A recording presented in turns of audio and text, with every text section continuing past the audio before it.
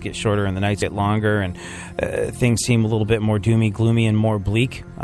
Depression can sneak up on you pretty easily, and now they have blood tests that can help determine whether or not you're depressed. I would imagine they work, well, if the blood's flowing from your wrist, then you're depressed. Go on. Or you're listening to My Chemical Romance or something. Yeah, if you're listening to My Chemical Romance and the blood is flowing downwards from your wrist. You're just fine, teenager. Move along. Go on. A college in Michigan is offering a course on the Netflix show Orange is the New Black. College credit. Yeah. At the end of the course, students will get recommendations on other courses they might like. Course is good on a Saturday afternoon, maybe? Yeah. Romantic courses that are comedic with a strong female lead. How the hell did that get in there? I want it out! Go on. Marcus Mariota? Whoever that is, he won the Heisman Trophy. Oh, good. Yeah. Sports. Yeah. Won the Heisman Trophy. Or as his classmates at the University of Oregon put it, dude, that'll make an excellent bong. It's legal now here, bro. Johnny Manziel looked horrendous in his first NFL start for the Cleveland Browns yesterday. Horrendous. Yeah, it did not do well. Quarterback rating, abysmal 27.3. Or that could have been his blood alcohol level, too, based on the way he's playing. Yeah, great. Give the guy another reason to drink. That guy is done. Like, I mean, he is your next... Ladies and gentlemen, your next Tim Tebow. Like, all the hype, none of the performance. Definitely fall from grace involved somewhere. And I've said it before, I'll say it again. If he's going to get out of the game, if he's going to get out of the NFL, as he will probably no doubt be forced to do at some stage in the proceedings, if he's going to get out, now would be the time to do it, because based on his physical dimensions, he's wonderfully equipped to assist Santa Claus, and the big man's hiring this time of year. And like I said before, if he leaves it past the holiday season, he's going to be stuck in a treehouse making cookies. Go on. Yahoo revealed their 2014 list of top 10 search terms. Number 1 was Ebola. Number 6 was Kim Kardashian. Number 8 was Miley Cyrus. So obviously people very concerned about disease this year. See what I did there? All of them sound like diseases. All right, cool. Go on. A former Miss Indiana was arrested for public intoxication and resisting law enforcement. Get your hands off of me! Which officially brings the number of beauty queens who aren't absolute train wrecks to 0. One last piece of news. And finally, commenting on the CIA torture interrogations, Dick Cheney said he'd do it again in a minute. Right. Then he turned back into a bat and flew back to his coffin. Smash all your fingers so you could never touch a guitar again, and make that horrible thing that you so laughably call music. That's not what the word music means. That's not how you use it. You gave it a shot. You gave it a shot. You gave it a shot. iHeartRadio goes one-on-one with Jimmy Page to talk about putting Led Zeppelin together in just a matter of months. I've found Robert. I've managed to feel John Bonham's playing. He was playing with Tim Rose. I managed to hear that, and then John Paul Jones came into it right at the tail end. He called me up and said, I hear you putting a group together. I want to get out of studio work. I'd been out of studio work because I'd been in the Yardbirds. And then we had this rehearsal. Sure. But the fact is, from that rehearsal, we, in my house, routining the material and for the album and also the live shows in September. And then we're into the studio recording. And so if we're saying, even say, the month of September, it's September, October, there's Christmas, we're already touring over here in December, late December, January. In January, we've completed the album's ready to come out, and we played in San Francisco, which is where we just suddenly, that's it. Keep listening to iHeartRadio for more Jimmy Page and all your favorite artists. iHeartRadio goes one-on-one with Jesse from Congos as they compare living in South Africa to living in Phoenix. We've been living in Phoenix for 17 years, so we've lived there actually longer than anywhere else we live. But we spent 8 very important years in South Africa, I think. Just we made our very best friends there. Just there's a vibrancy to the country. You can go from a safari, an hour's drive, seeing lions and elephants and everything, to a metropolitan city and then go to the beach. It's really an amazing country. And then Phoenix, it's a great place to grow up. We've put our band together in Phoenix, so it definitely has a place in our history and our heart. But South Africa is kind of special. Keep listening to iHeartRadio for more from your favorite artists. Delivering fascinating subjects, interesting talk, and boobs and fart jokes. AD on iHeartRadio. Yeah, oh, let's go. Talking that mess, better act like you know. Oh, let's go tonight. Walk away, punk, yeah, bitch. That's right, I know this. You're nothing but a punk, bitch.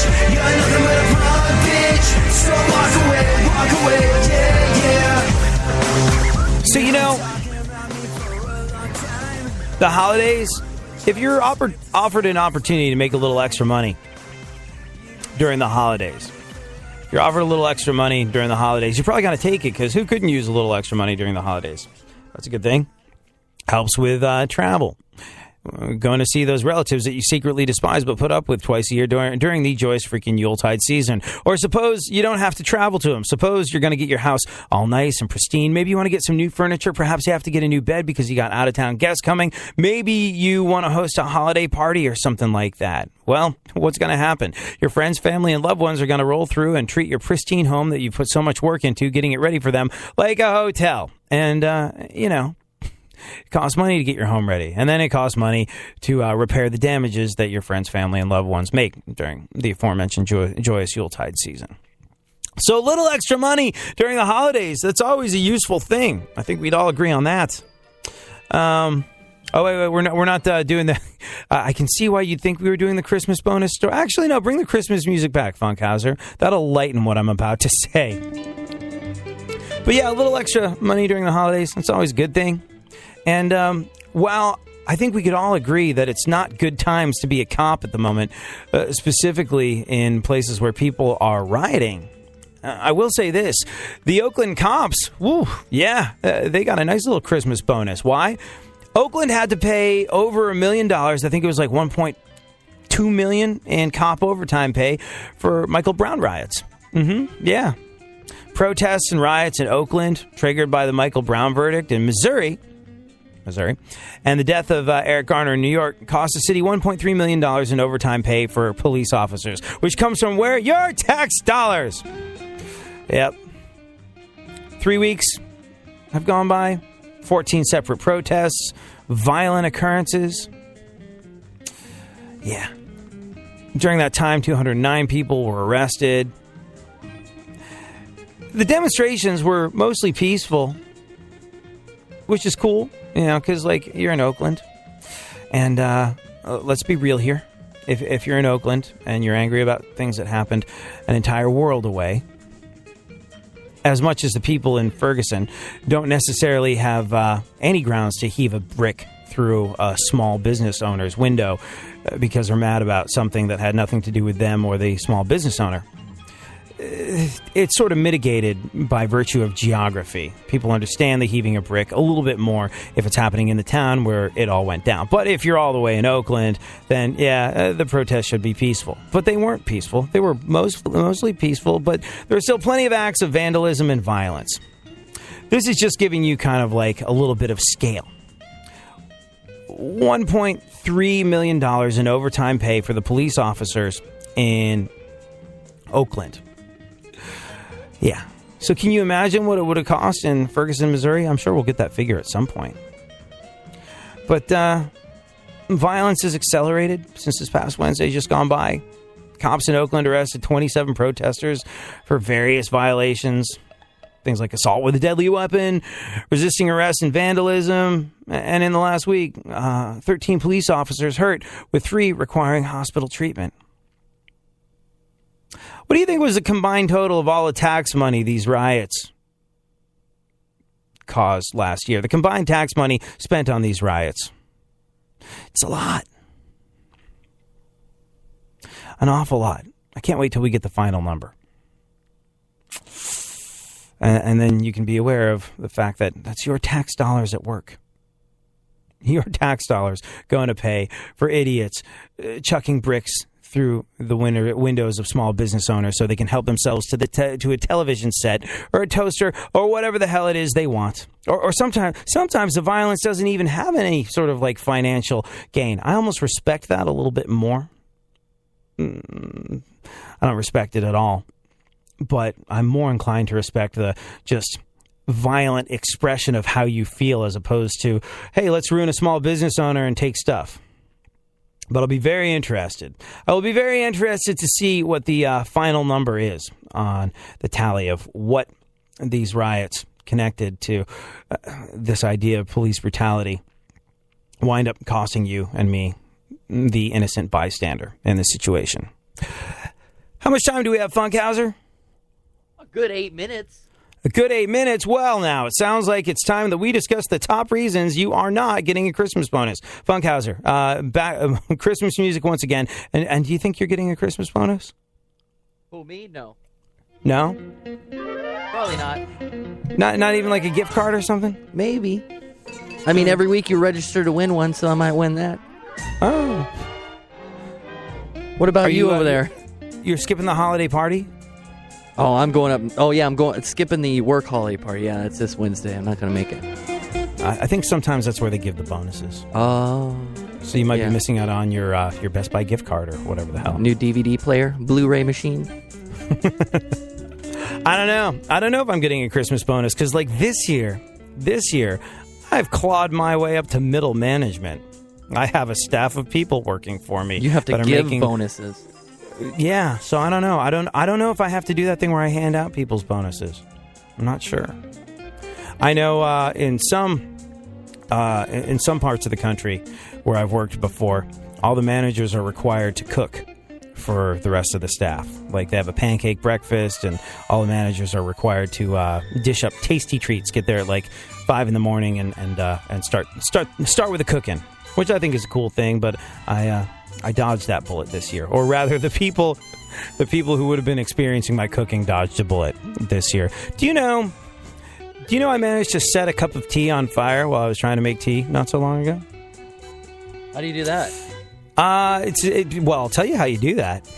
It requires a startling amount of ineptitude in the kitchen. So I'm thinking to myself, I would like a cup of tea, and because it was just for me, I didn't want to boil the whole kettle of water, but I'm very insistent on boiled water. That's what you got to do. Like there's this American idea of tea where you get a bag of Lipton, put it in some lukewarm water, and reuse it. Philistines, I tell you, Philistines. A, never reuse a tea bag. B, the water must be boiling. So what I did was I decided to microwave the water to boiling point with a tea bag in it, which is kind of like a cheap-ass way of doing it, but I wasn't making tea. I think I was making peppermint tea to settle my stomach because, I'm a manly man doing manly things and I had a tummy ache. But whatever the case may be, I was making this tea. And so I put the tea in the microwave. And like I said, you have to get the water boiling to make a proper cup of tea. Anything less simply will not do. So I put it in for a decent amount of time, like 2-3 minutes to ensure that the water would be boiling. Start smelling some burning.